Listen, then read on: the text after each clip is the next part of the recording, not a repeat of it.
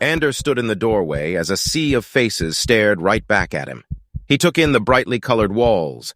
Anthropomorphic animals littered the walls, frozen in games with the other little critters painted there, and tables and chairs sized too small for any adult. And that was the problem. 2 teachers and a full class of children. Most couldn't be older than 6. As horror mounted in his chest, Ander pressed his comms button.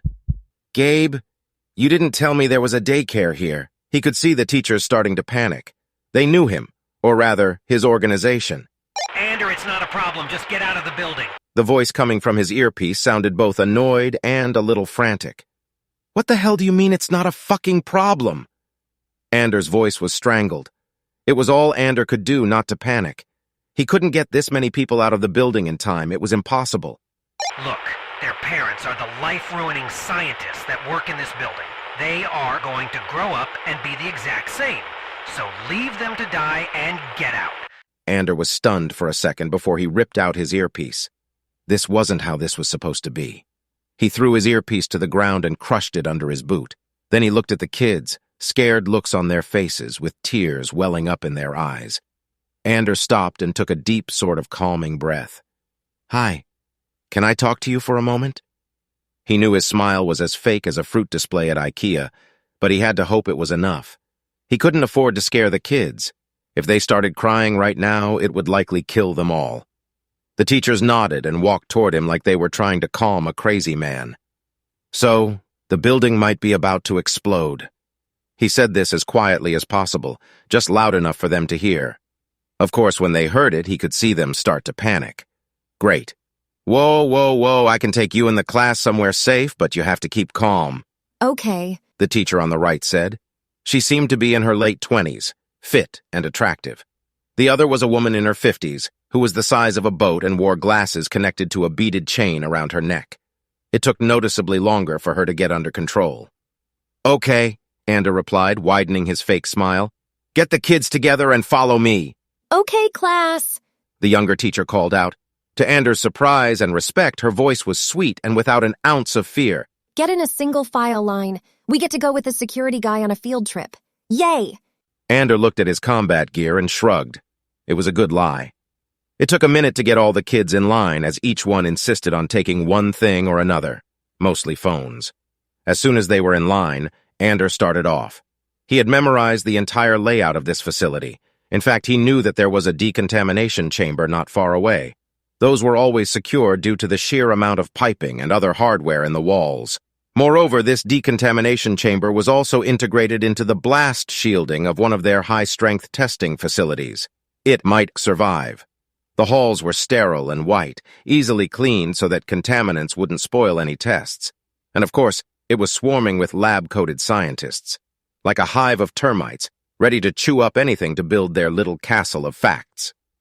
As they walked, they passed by these groups of scientists, but fortunately no real security. The scientists would recognize him and raise the alarm, but they would be too slow to do anything else before they and everyone else was dead. A list that would probably include him in exactly 1 minute and 57 seconds. They rounded the final corner and came to a standard wooden door. Ander kicked it in, revealing a room full to bursting with desks and various diagnostic equipment.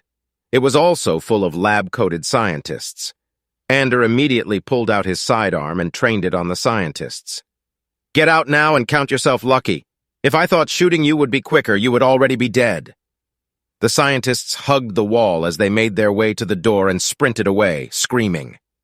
The teachers ushered the kids into the lab, and Ander flipped a table against the open doorway. "Okay," Ander yelled. "Come right this way, we are almost there." He went into the observation room and pulled open the door to the decontamination chamber. It was heavy with a rotating wheel like a vault door. "Come right in. It is a little cramped, but we should all fit." Ander breathed a sigh of relief. They had made it, and with some 40 seconds to spare. "Where is Lily?" That made a hole right through his middle. The older teacher was looking around frantically. "She was in the bathroom," one of the kids said. "Where?" Ander growled. "In the back of the classroom," the young teacher said. "Stay here." And with that, Ander slammed the door and spun the handle to lock it closed. And then Ander ran as fast as he had ever run in his life.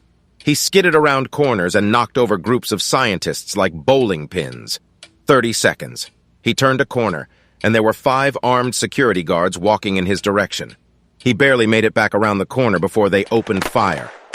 He stuck his gun around the corner and fired his whole magazine. Not one hit, for all the good his training was. Instead, he holstered his gun and pulled out a cylindrical grenade. He pulled the pin and threw it down the hallway. It clattered against one of the walls, and he heard shouts of, "Grenade!" before it went off. He had always been better with bombs than with guns. He rushed off. 15 seconds. He came to the classroom door and burst in. There, in the middle of the room, was a girl, maybe 5 years old. She had obviously been crying before he came in, and now she screamed. Ander winced, but didn't stop as he grabbed the girl and ran back to the bathrooms. As gently as he could manage, he shoved her in the gap between the side of a toilet and the wall and threw himself down, covering her as best he could. She was still screaming, wriggling, trying to get